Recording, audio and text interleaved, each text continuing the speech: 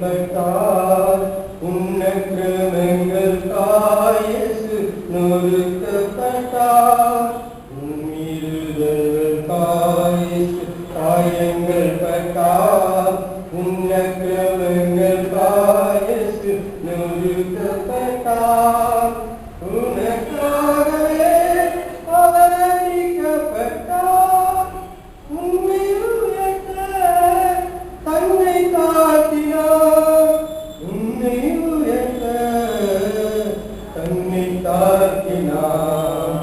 இயேசு கிறிஸ்து அன்பு என்றும் மாறாதது.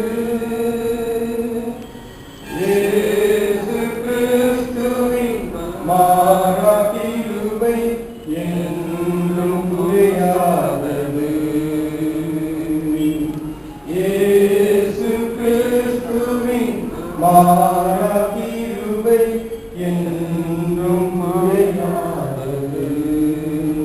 கர்த்தருடைய பரிசுத்த நாமத்துக்கு மகிமை உண்டாவதாக. இந்த நாளிலும் மும்மணி ஞான வேளையிலே ஆண்டவராகிய இயேசு கிறிஸ்து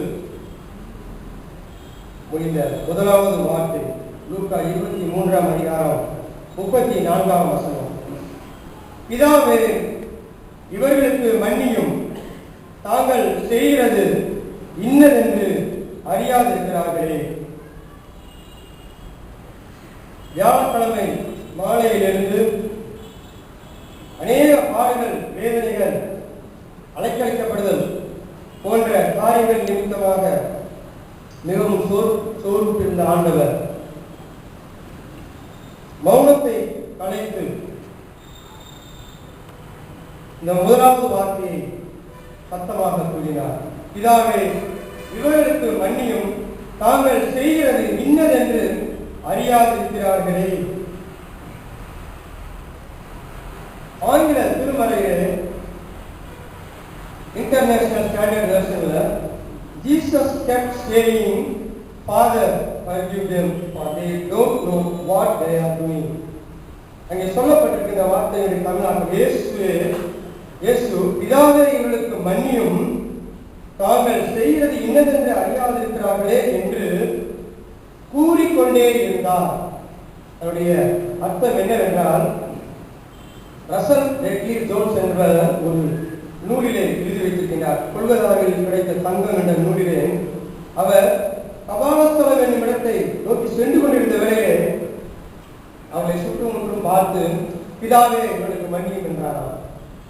ரோம தளபதி அவரை வாரினால் அடித்த பொழுது, பிதாவே, இவரை மன்னியும் என்றாராம். கரங்களிலே கால்களிலே ஆணிகளை அடித்த பொழுது, பிதாவே, இவரை மன்னியும் என்றாராம்.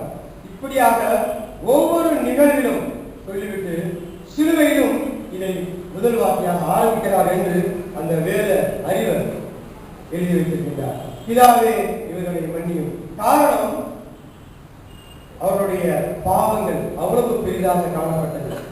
இங்கே இந்த வார்த்தையை நாம் மூன்றாக பிரித்தோம் என்றால், பிதாவே என்பது ஒரு ஜெப வார்த்தை. இவர்களுக்கு மன்னியும், யாருக்காக மன்னிப்பு என்பதை அங்கே சொல்கின்றார். மூன்றாவதாக, தாங்கள் செய்கிறது இன்னதென்று அறியாதிருக்கிறார்களே. இந்த மூன்றாக பிரித்து நாம் பார்க்கின்றவர்களே, இந்த 7 வார்த்தைகளில் முதலும் 4வது வார்த்தையும் 7வது வார்த்தையும் இந்த பிதாவை நோக்கி ஜெப வார்த்தையாக அமைகிறது. பிதாவே, நமக்கு கற்றுக் கொடுத்த ஆண்டவர், பரமண்டலங்களில் இருக்கிற எங்கள் பிதாவே என்று ஜெபிக்க சொல்லி கற்றுக் கொடுத்த ஆண்டவர் இந்த வேளையிலும் அதை நினைப்பூட்டுகின்றார். எந்த சூழ்நிலையில் அவர் பிதாவை நோக்கி கூப்பிடுகின்றார் என்றால், அனைத்து பாடுகளையும் மேற்கொண்டவராக, அனைத்து போராட்டங்கள் அலக்கழிக்கப்படுதல், பிளாத்து ஏரோது 2 அரசனுக்கும் இடையே இரவு முழுவதும் விசாரணை, நீதிமானுக்கு விசாரணை. அங்கே அந்த சூழ்நிலையில் பிதா கைவிடப்பட்ட சூழ்நிலையில் காணப்படுவது போன்று தோற்றமளிக்கின்ற அந்த சூழ்நிலையில் பிதாவே என்று ஜெபிக்கின்றார். இந்த வார்த்தை நமக்கு எதை கற்றுக் கொடுக்கிறது என்றால், எல்லா சூழ்நிலையிலும் நாம் ஆண்டவரை தேட வேண்டும், ஜெபத்திற்கு முன்னுரிமை கொடுக்க வேண்டும். இன்ப காலங்களிலும் துன்ப காலங்களிலும் நாம் என்ன செய்ய வேண்டுமா? பிதாவை நோக்கி ஜெபிக்க வேண்டும்.